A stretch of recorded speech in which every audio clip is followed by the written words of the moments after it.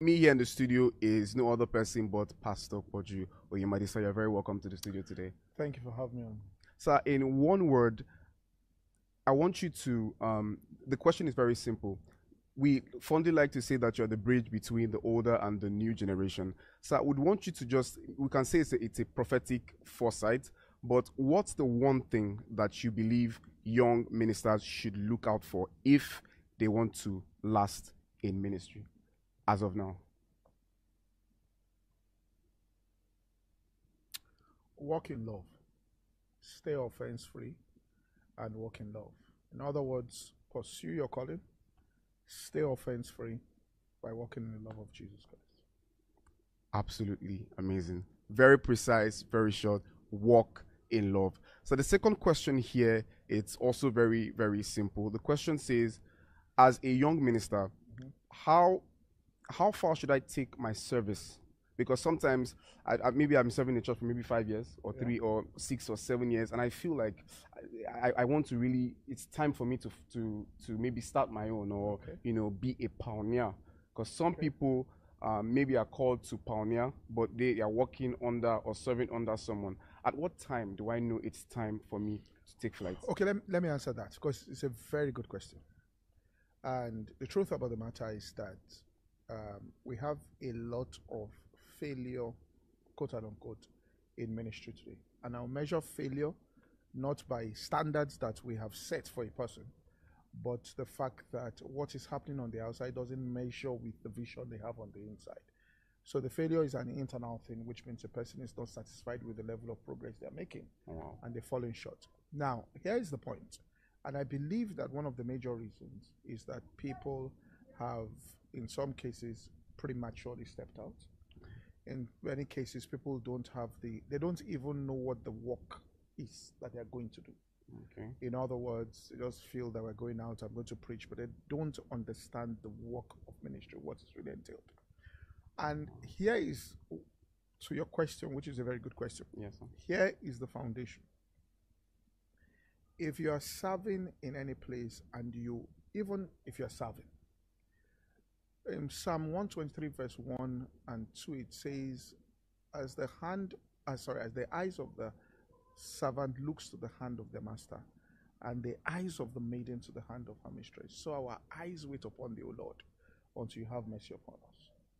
You must understand that as you serve anywhere, even if they give you remuneration, your eyes should be on God to reward you for the service that you have. Now, if you are called of God into a ministry, that's to pioneer a work, and you're serving in a particular place, all I would just ask the person to do is continuously pray to God. Serve with all of your heart and continuously pray to God that at the appointed time, you will receive the mercy of God and the door will be opened up for you to go in.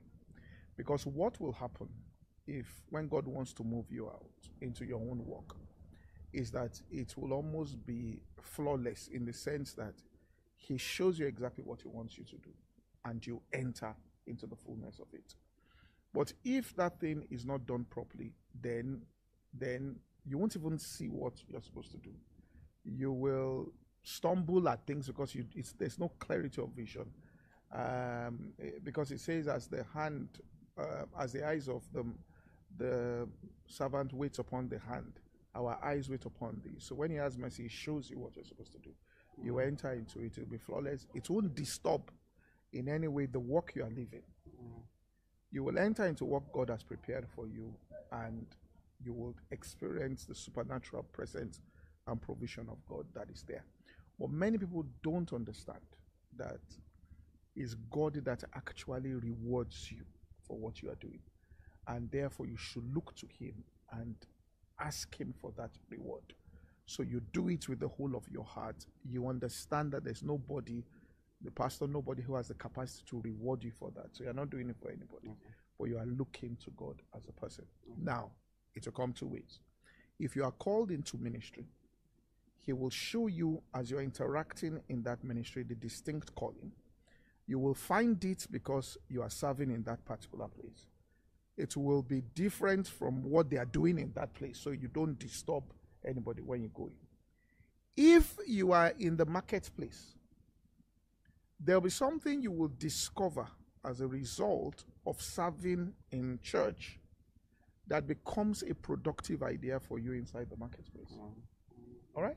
So you discover something. So you can be in tech and just suddenly see something, and you realize that if I bring this and I put it out inside the marketplace, this will work, and the whole thing just works. So God rewards you by opening your eyes to see something, or He establishes a relationship in that place for you that takes you into another level. Wow. But He will come to you. You see, if God calls a person, you don't go into it. God comes to fetch you. Peter, they were there toiling all night. They caught nothing. Jesus came to them. Matthew, when he was standing as a tax collector, Jesus came to him. So don't try to enter into a calling. All right, just respond when Jesus shows up at your doorstep and says, I'm inviting you into this thing. Wow. Absolutely, absolutely amazing. Ladies and gentlemen, like I said earlier on, MLF is packed. My name is Ochko Newton, and we just had this wonderful interview session